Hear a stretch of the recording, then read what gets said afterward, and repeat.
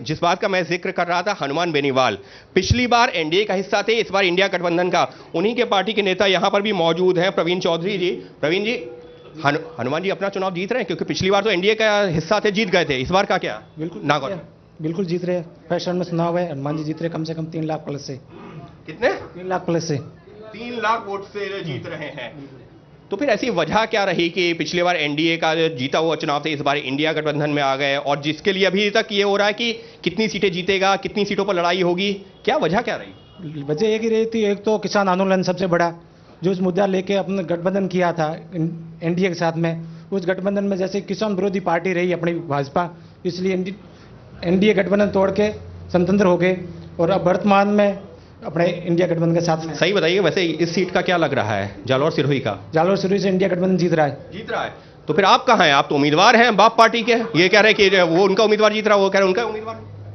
एक कहा ना क्या, मुंगेरी लाल के हसीन सपने।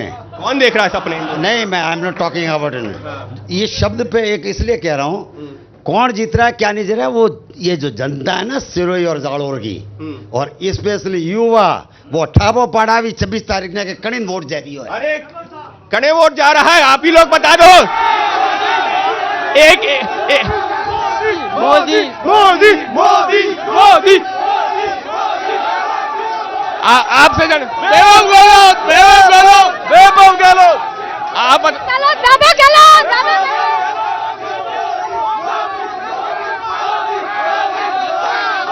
यहाँ पर देखकर ये लग रहा है कि एक तरफ है जो बीजेपी के समर्थक है, तो दूसरी तरफ है वैभव गहलोत के सपोर्टर्स है।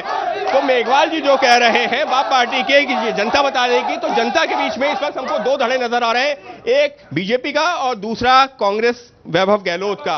तो फिलहाल हम जो बात करते हैं यहाँ पर जो है, जो स्थानीय पत्रकार है उनसे भी बात करेंगे, लेकिन अब क्योंकि जो है देश में भी कई सारे मुद्दे हैं जिसका प्रधानमंत्री भी लगातार जिक्र कर रहे हैं, उस पर भी बात कर लेते हैं।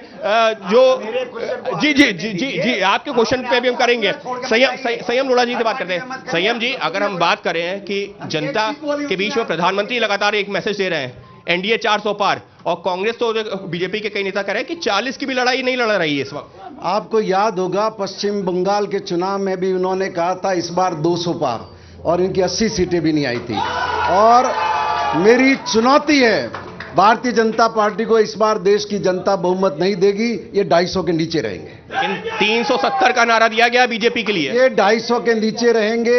राजस्थान के अंदर कम से कम 12 सीटें इनको खोनी पड़ेगी। जिस तरीके से प्रधानमंत्री समेत तमाम नेता और खास तौर पर प्रधानमंत्री अपनी रैलीज में एक बात का जिक्र कर रहे हैं, संविधान में कहीं कोई बदलाव नहीं होगा, तो क्या जो है जिस तरीके से कुछ बीजेपी के नेताओं का बयान था जिसमें यह कहा गया कि हमको 370 सीटें क्यों चाहिए, 400 सीटें इस वजह से चाहिए जिससे कि संविधान में जरूरत पड़ने पर बदलाव हो सके।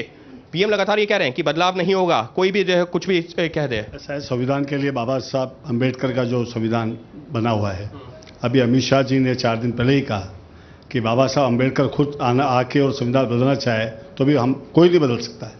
तो इस बात से बिल्कुल आश्वस्त है भारतीय जनता पार्टी, और हम आश्वस्त करना चाहते हैं किसी भी तरह से संविधान के साथ कोई छेड़छाड़ नहीं होगी। 370 सीटों की बार बार बात क्यों? 370 ही क्यों, या 400 एनडीए का? लोकतंत्र को बचाने का काम भारतीय जनता पार्टी ने किया है, और आजादी के बाद 75 साल के बाद भी इस देश को अगर विकास से अछूता रखा है तो इस सर्वाधिक शासन करने वाली कांग्रेस ने रखा है। मैं उनसे सवाल करना चाहता हूं कि 4 बार अगर सांसद रहे जोधपुर से, 3 बार मुख्यमंत्री रहने के बाद जोधपुर में अगर उनका पुत्र हारता है, फिर यहां क्यों लेकर आए? जमानत करने के लिए लेकर आए।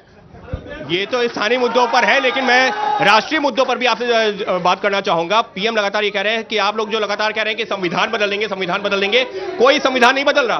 आपको एक बात सबको ध्यान में होनी चाहिए कि जिस 26 जनवरी 1950 को यह संविधान लागू किया गया, आरएसएस ने अपने अखबार ऑब्जर्वर में 25 जनवरी 1950 को उसके खिलाफ आर्टिकल छापा था, और हेडगेवार, गोलवलकर, वीर सावरकर, ये लगातार ये लोग इसका विरोध करते रहे हैं, इस विचारधारा का। आप लोगों को अभी क्यों इस बात का आप इतिहास का एजेंडा है, और देश के करोड़ों लोगों को पीएम कह रहे हैं संविधान में कोई बदलाव नहीं होने जा रहा, पीएम कह रहे हैं। तो फिर इनको ज्योति मिर्धा को हटाना चाहिए उम्मीदवारी से, अनंत हेगड़े को हटाना चाहिए, ललन सिंह को अयोध्या से हटाना चाहिए, जो ये बात कह रहे हैं कि हमको संविधान का संशोधन करने के लिए 400 सीटें चाहिए।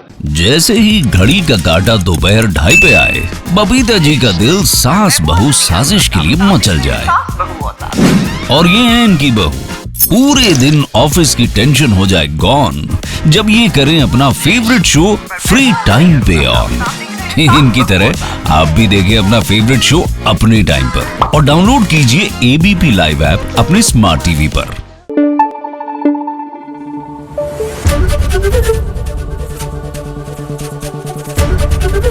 एबीपी न्यूज आपको रखे आगे।